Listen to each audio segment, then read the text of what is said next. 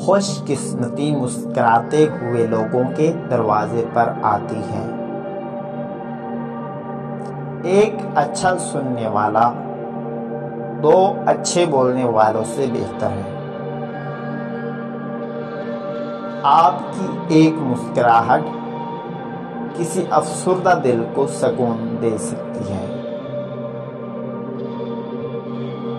10 میں سے 9 مشکلات سستی اور لاپرواہی کی وجہ سے آتی ہیں۔ بعض اوقات بہت کچھ جانتے ہوئے بھی چپ رہنا حکمت میں شمار ہوتا ہے۔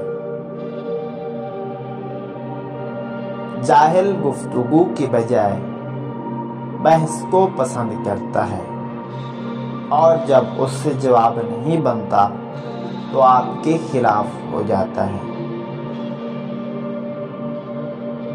اگر آپ بیوقوف سے لڑنے کی کوشش کر رہے ہیں تو آپ سے بڑا بیوقوف اور کوئی نہیں ہے۔ ہر کوئی غلطیاں کرتا ہے، اس لیے ہر پنسل کے ساتھ ایک ربڑ بھی ہوتا ہے۔